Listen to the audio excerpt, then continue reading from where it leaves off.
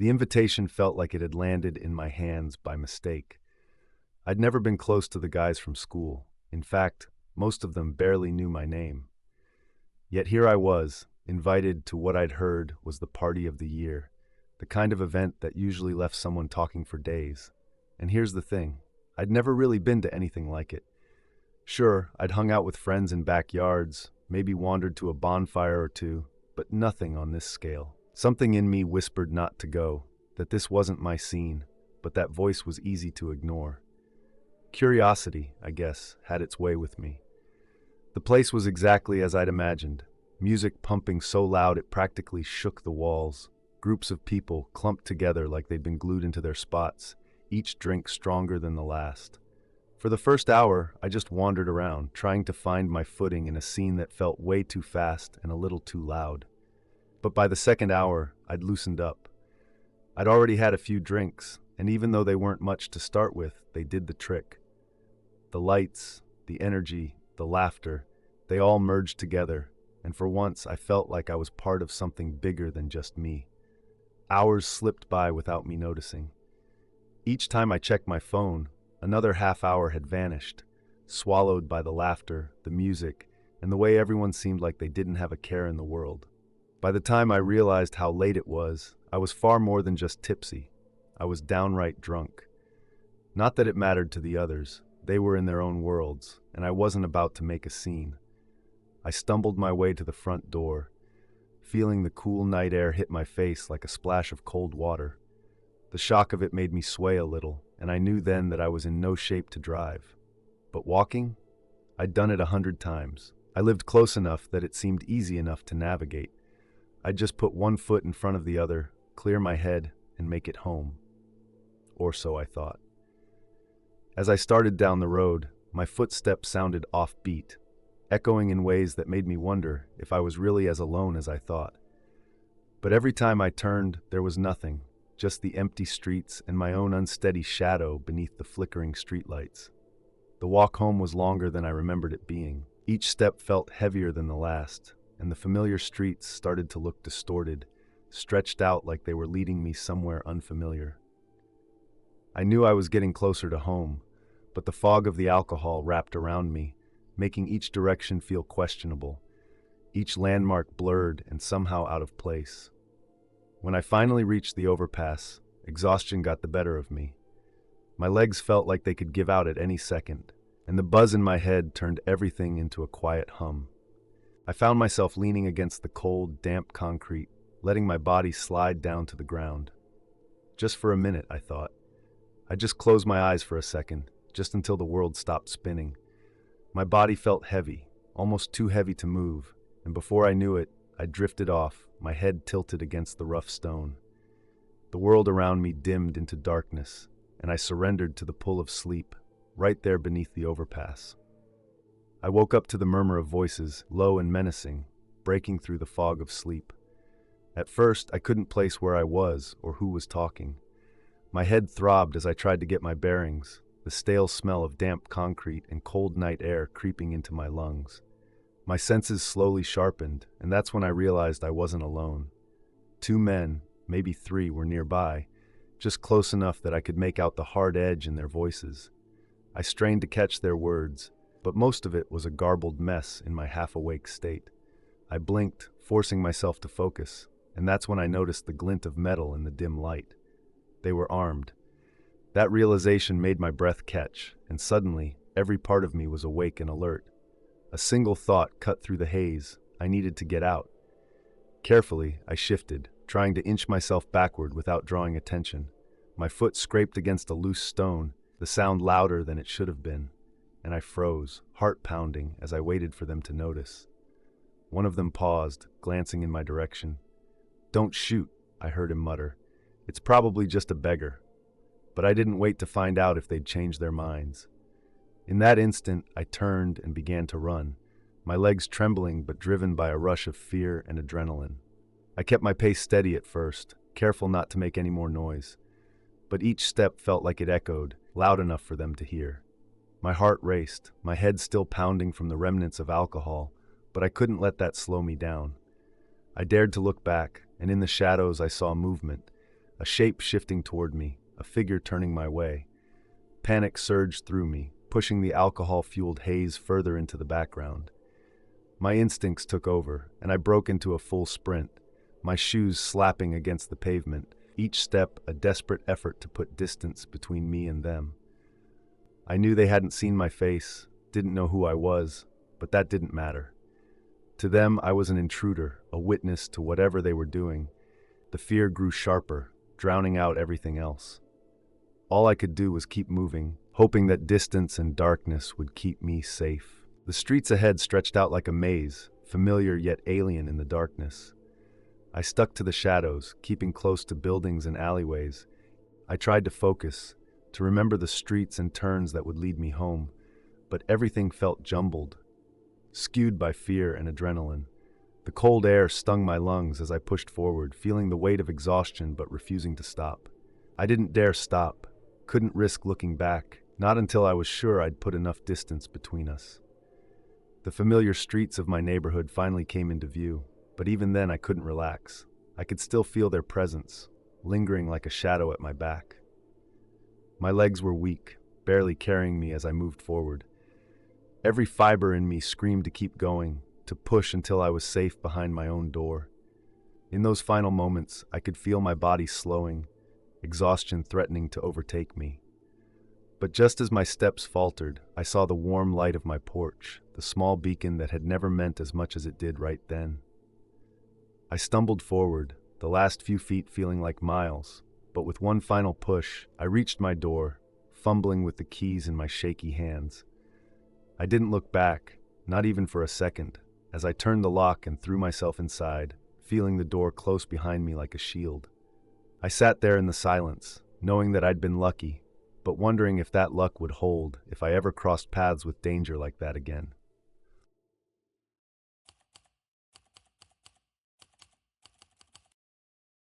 The decision to escape the city for a weekend had been an easy one.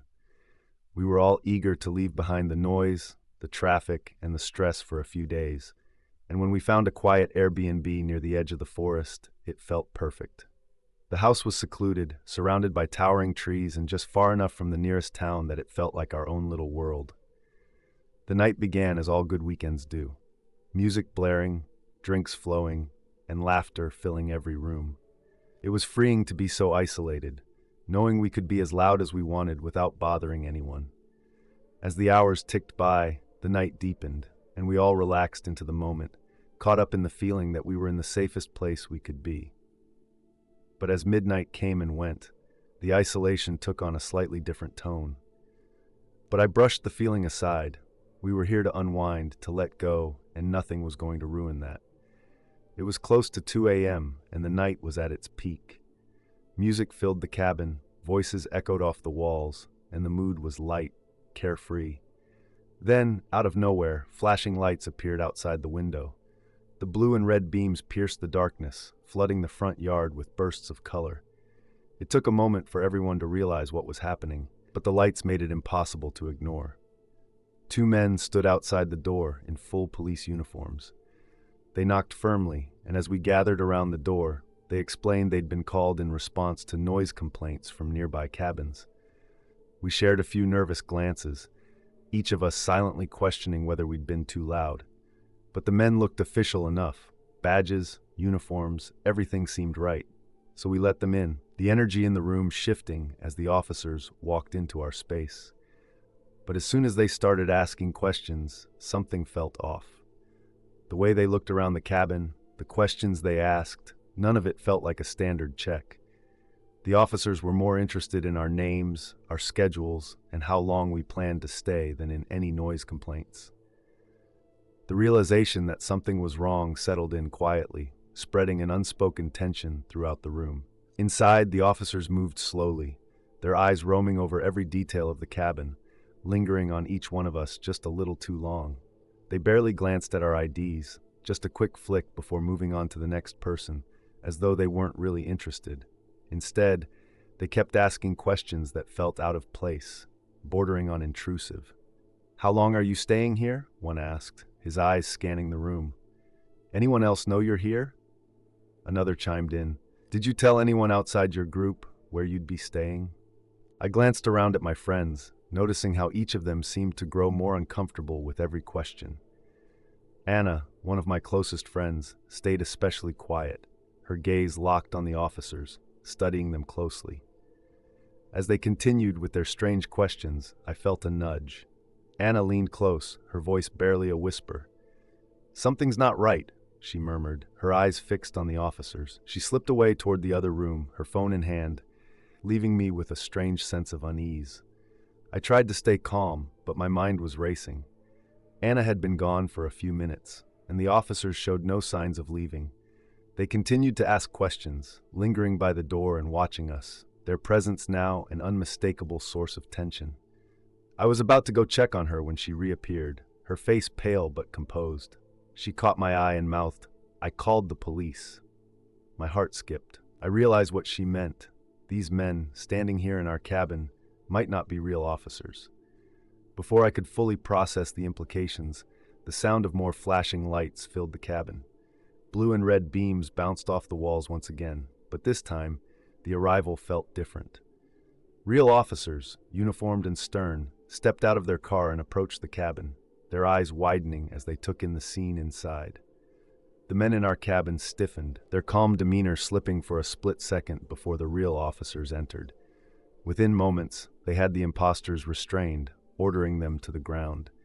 Relief flooded me, mingling with a cold, creeping fear as the real officers confirmed what we had begun to suspect. Our guests were nothing more than dangerous impostors. The new officers quickly took control of the situation, their presence filling the cabin with a sense of authority that was noticeably different from our earlier visitors. They instructed us to step back as they secured the two impostors, who were now lying face down on the floor, their hands cuffed behind them. It was surreal, watching these men who had seemed so official, so confident, now reduced to silence as the real officers patted them down, pulling out fake badges and confiscating their counterfeit IDs. A wave of relief mixed with dread washed over us. It was hard to believe that just moments ago, these men had been inside our cabin, questioning us, intruding on our space. But the sense of danger lingered, the realization that we had been deceived settling in with a cold weight. As we watched, the real officers exchanged tense glances, the situation clearly more serious than any of us had imagined. The arrest unfolded quickly, with the real officers working in practiced, silent coordination. They pulled the fake police uniforms off the impostors, leaving them in plain clothes, and as the men's disguises fell away, so did their facade of authority. I realized that these men were ordinary people beneath the costumes, though what they were doing, what they intended, was far from ordinary. They were loaded into the back of the police cars, their faces expressionless, refusing to look at any of us.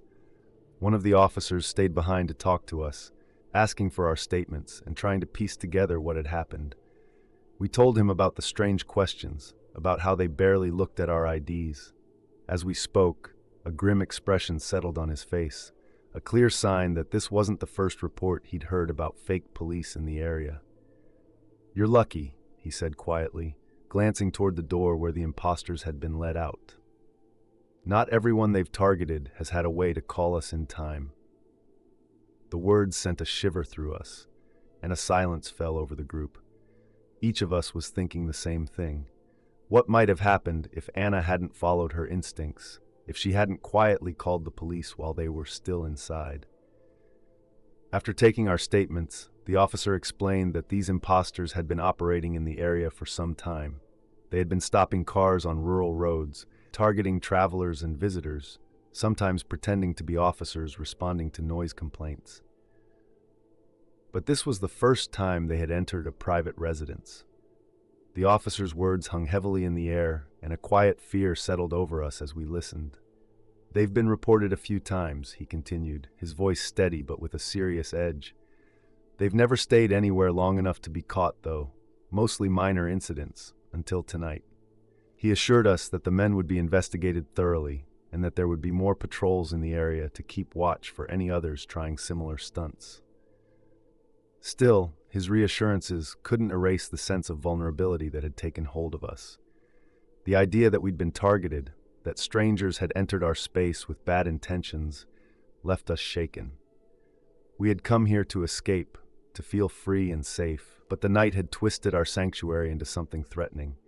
Even after the officers left, taking the imposters with them, a quiet fear lingered, thick and hard to ignore. The night felt long after the officers left.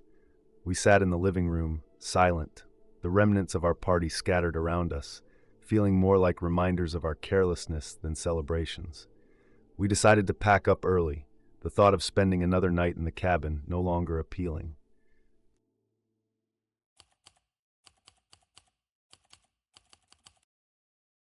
I woke to darkness. At first, I thought it was still night, that I'd just rolled over into a shadowy part of the room. But as I blinked, trying to clear the blur from my eyes, a different kind of realization settled in. I had no idea where I was. My head throbbed in slow, painful pulses, each one a reminder of the fragments of last night. I remembered laughter, music, the heat of the party, and then nothing, just a blank, heavy silence where my memory should have been. The floor beneath me was cold, hard in a way that didn't match the warmth and softness I'd expected from my own bed. I struggled to sit up, feeling disoriented, my limbs weighed down as though they were too tired to listen to my commands. There was only a dim sliver of light, barely enough to make out the walls around me.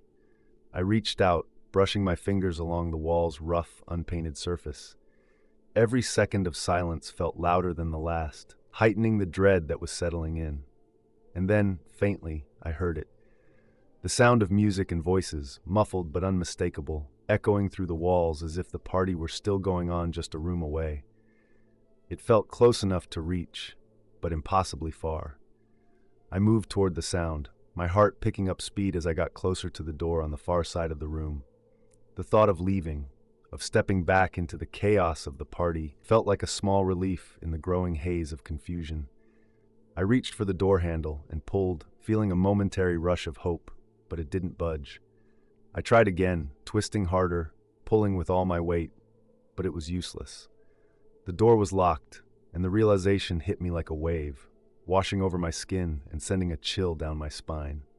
I hammered on the door, calling out, shouting as loud as I could, but my voice felt small, swallowed up by the thick walls. The music kept playing, the voices chattering, all of it maddeningly close, yet completely out of reach. Panic surged, quick and hot, as I pounded harder, desperate to be heard. My mind raced, trying to understand how I'd ended up locked away from the party, trapped in a room I didn't remember entering. The harder I tried to piece things together, the more fractured my memories became. Nothing made sense, and each unanswered question sharpened the edges of fear. I forced myself to calm down, taking a few deep breaths as I looked around. My eyes were starting to adjust to the dimness, the shadowy shapes around me gradually taking form. It was a small room, almost barren. A single chair and a small, low table were the only furniture. I felt along the walls, hoping to find another door or even a crack that would let in more light. Nothing.